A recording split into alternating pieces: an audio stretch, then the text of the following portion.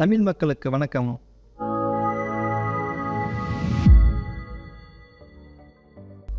Hello மக்களே, இன்றைக்கி நம்ம பேச போகிற டாபிக் நான் அட்வொகேட்டாக இருந்தால் என்னெல்லாம் பண்ணியிருப்பேன்னு பார்க்கலாம். இந்திய அரசியலமைப்பு சட்டம் உருவாகி பல வருஷங்கள் ஆச்சுங்க. நம்ம மக்களுக்காக உருவாக்கப்பட்ட இந்த அரசியலமைப்பு சட்டம் பல காலங்களுக்கு கடந்து சின்ன சின்ன மாற்றங்கள் செஞ்சு இப்போவும் சூப்பராக இயங்கிட்டு இருக்குங்க. ஆங்கிலேயர்கள் நம்மளை ஆட்சி செஞ்ச போது கூட இந்த மாதிரி சின்ன சின்ன சட்டங்கள் நமக்கு இருந்துச்சுங்க. அதுக்கப்புறம் சுதந்திரம் அடைஞ்ச பிறகு அதில் சின்ன சின்ன மாற்றங்கள் செஞ்சு நமக்கு ஏற்ற மாதிரி நம்ம மக்களுக்கு ஏற்ற மாதிரி சட்டங்களை மாற்றிக்கிட்டோங்க. ஆக்சுவலாக நம்ம சுதந்திரம் வாங்கணும்னு சொல்கிறது ரொம்ப கேவலமாக இருக்குங்க. நம்ம சுதந்திரமாக தாங்க இருந்தோம். இந்த ஆங்கிலேயர்கள் வந்து தாங்க நம்மளை அடிமைப்படுத்தினாங்க. அதை புரிஞ்சுக்காமல் நம்ம சுதந்திரம் வாங்கிட்டோம்னு சொல்லி கேவலமாக நடந்துக்குறோங்க. நம்ம நாட்டில் நம்ம ஏங்க நம்ம சுதந்திரத்தை திரும்ப வாங்கணும்? என்ன சொல்கிறதுனே தெரிலங்க.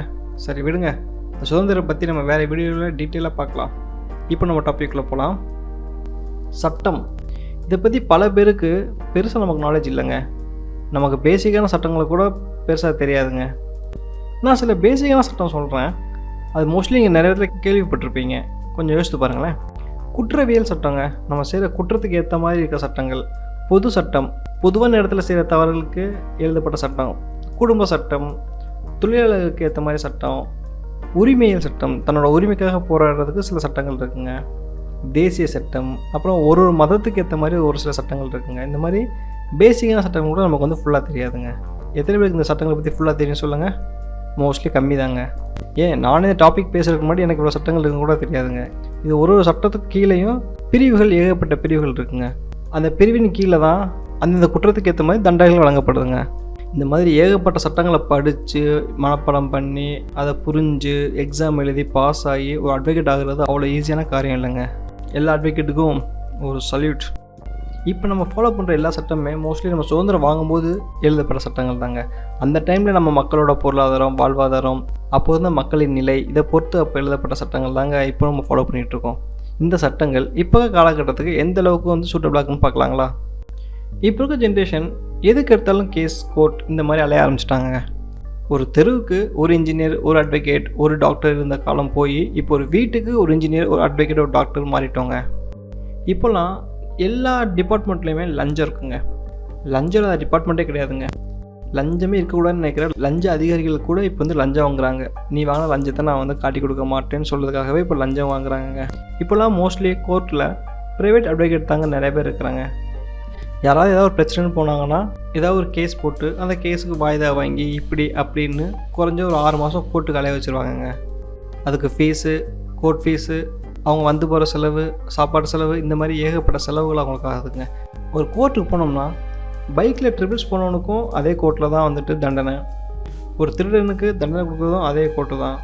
ஏன் ஒருத்தன் கொலை பண்ணிட்டு நின்னா கூட அந்த கோர்ட்டில் தாங்க தீர்ப்பு வழங்குறாங்க. ஸோ டிபார்ட்மெண்ட் வைஸ் கோர்ட் நம்ம கிடையாதுங்க. ஒரு கோர்ட்டில் எல்லா கேஸுமே நடக்குதுங்க. ஒரு செலிப்ரிட்டி ஒருத்தர் காரில் ஸ்பீடாக வந்தாருங்க. அப்போ ஒரு பாட்டி உடல் வந்துட்டாங்கன்னு சொல்லி வந்த ஸ்பீடுக்கு அந்த பாட்டி அடித்து தூக்கிட்டாருங்க. அந்த பாட்டி கீழே விழுந்து இறந்துட்டாங்க. அந்த செலிப்ரிட்டி காரை நிப்பாட்டாமல் ஸ்பீடாக போயிட்டாருங்க. எல்லாருக்கும் தெரியும் அந்த செலிப்ரிட்டியோட கார் என்னென்னு. ஸோ கோர்ட்டில் போய் கேஸ் கொடுத்தா அந்த செலிப்ரிட்டி சொல்கிறாரு, நான் அந்த கார் அன்றைக்கி ஓட்டவே இல்லை அப்படின்னு சொல்லவும் கோர்ட் அவங்கள சரின்னு சொல்லி விட்டுருச்சுங்க. யார் கார் ஓட்டினு கேட்டால் என்னோடய டிரைவர் ஓட்டினார் அப்படின்னு சொல்லி அவர் பொய் சொல்கிறாரு. அது பொய் சொன்னாலும் எல்லாருக்குமே தெரியும். பட் சாட்சி இல்லைங்கிற ஒரே காரணத்தினால அவர் நிரபராதின்னு சொல்லிட்டு விட்டுட்டாங்க. அதுக்கு ஒரு டேக்லைன் இருக்குங்க நம்ம கோர்ட்டில், போதுமான சாட்சி இல்லாத காரணத்தினால் அப்படின்னு சொல்லி ஒரு டேக்லைனை போட்டு அவங்க நினச்சாங்கன்னா யாரும் நிரபராதியாக மாற்றிடுவாங்க. ஸோ அந்த பார்ட்டியை கொண்டது ஒருத்தர், ஆனால் தண்டனை அனுப்பிக்கிறது வேறு ஒருத்தர். காரணம் காசு. இது வாதாடினது ஒரு ப்ரைவேட் வக்கீல். இப்போ யோசித்து பாருங்கள், கோர்ட்லேயே நியாயம் எந்த மாதிரி இருக்குது? காசுக்கு ஏற்ற மாதிரி தாங்க இப்போ கோர்ட்லேருந்து நியாயம் கிடைக்குது. நம்ம அதிகமாக காசு செலவு பண்ணோம்னா நம்ம ஈஸியாக நியாயம் வாங்கிடலாம். இங்கே நம்ம உண்மையாக்கணும் அவசியம் இல்லை, பணக்காரனாக தான் போதுங்க. நமக்கு எவிடன்ஸ் முக்கியம்தான், ஆனால் எவிடன்ஸ் மட்டும்தான் எல்லாமே சொன்னால் எப்படிங்க ஏற்றுக்க முடியும்? அப்போ எவிடன்ஸே இல்லாமல் கொலை பண்ணால் அது கொலை கிடையாதுங்களா?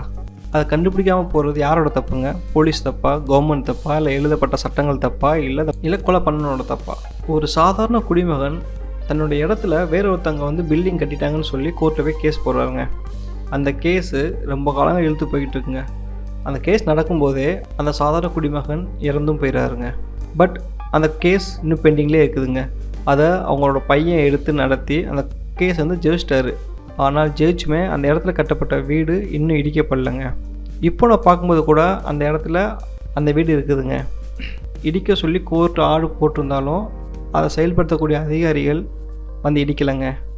ஆப்போசிட் பார்ட்டியில் காசை வாங்கிட்டு இடிக்காமல் போயிட்டாங்க. சாதாரண மக்கள் தனக்கு ஒரு நியாயம் வேணும் அப்படின்னா போகிற மொதல் இடம் போலீஸ் ஸ்டேஷனுங்க. அந்த போலீஸே வந்துட்டு நம்புகிற ஒரே ஒரு இடம் கோர்ட்டு தாங்க. கோர்ட் மட்டும்தான் நேர்மையாக இருக்கும், நமக்கு நியாயம் கிடைக்கும்னு நம்புகிற இந்த மக்களுக்கு இந்த கோர்ட் எவ்வளோ கேவலமாக இருக்கும் பார்த்தீங்களா? எல்லா டைமும் நியாயம் கிடைக்காதுன்னு கொஞ்சம் யோசித்து பாருங்கள். சட்டங்கள் நல்லா தாங்க இருக்குது, சட்டத்தை இயக்குற அதிகாரிகள் தாங்க சரியில்லை. அந்த சட்டத்தில் ஒரு பெரிய ஓட்டை போட்டு அந்த ஓட்டை வழியாக லஞ்சம் வாங்குகிற இந்த பெருச்சாளிகளை எப்படிங்க திருத்துறது? ரொம்ப சிம்பிளுங்க. நம்ம புதுசாக சட்டங்கள் எழுதிடலாம். எனக்கு சட்டங்களை மாற்றி எழுதுறதுக்கு ஒரு வாய்ப்பு கிடைச்சா நான் என்னென்ன சட்டங்கள்லாம் மாற்றுறேன்னு பார்க்கலாங்களா?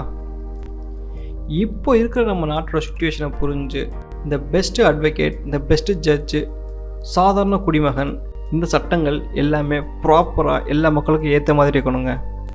அந்த மக்களை ஈஸியாக போய் ரீச் பண்ணுற மாதிரி இருக்கணுங்க. ரொம்ப சிம்பிளாக மக்களை புரிஞ்சுக்கிற மாதிரி சட்டங்கள் எழுதுவேங்க. நம்ம எழுதுகிற சட்டத்தில் மிகவும் முக்கியமான சட்டங்கள் எல்லாமே வந்துட்டு ஸ்கூல் புக்கில் பாடமாக கண்டிப்பாக வருங்க. ஸோ நெக்ஸ்ட் வர ஜென்ரேஷன் சட்டங்களை தன்னோட ஸ்கூல்லே படிச்சுருவாங்க. அட்லீஸ்ட் நெக்ஸ்ட் ஜென்ரேஷன் செய்கிற தவறுகளில் ஓரளவு தடுத்துடலாங்க. எல்லா போலீஸ் ஸ்டேஷன் பக்கத்துலேயும் கோர்ட் கண்டிப்பாக இருக்குங்க. தப்பு செஞ்சவனுக்கு அடுத்த நாளே தண்டனை ஈஸியாக கொடுத்துடலாங்க. நியாயம் கேட்டு வர்ற மக்களுக்கு ஒரே நல்ல தீர்ப்புங்க.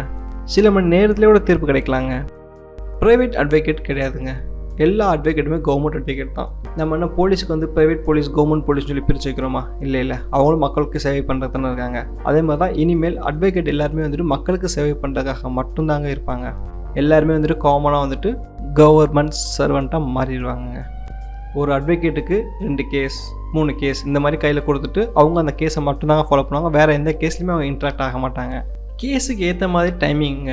எக்ஸாம்பிளுக்கு ஒரு பெட்டி கேஸாக இருந்தால் ஒரு வாரத்துலேருந்து ஒரு 10 நாள்.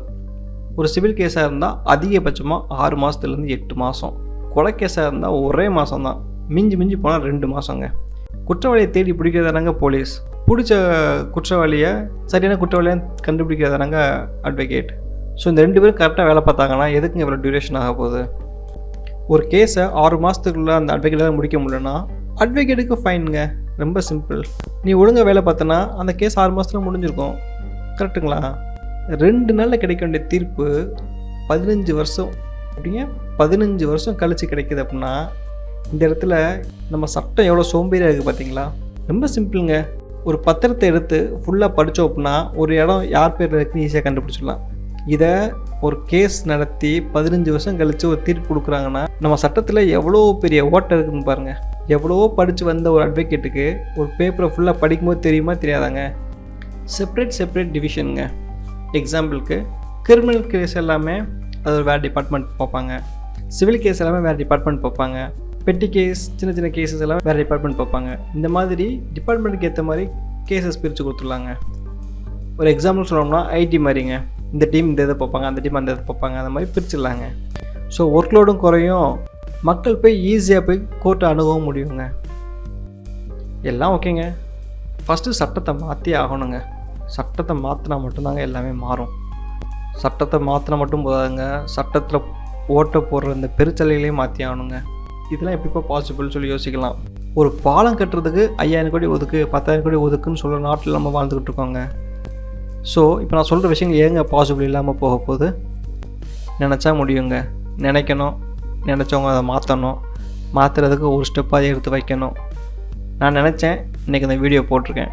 நீங்கள் சட்டத்தை மாற்றணும்னு நினச்சிங்கன்னா இந்த வீடியோவுக்கு மறக்காமல் கமெண்ட் போடுங்க. அதை விட முக்கியமான விஷயம், இந்த வீடியோ யார்கிட்ட போய் சேர்ந்தால் இந்த மாற்றங்களுக்கு ஒரு ஆரம்பம் இருக்கும்னு நினைக்கிறீங்களோ அவங்களுக்கு ஷேர் பண்ண முயற்சி செய்யுங்க. Thank you all. பாய்.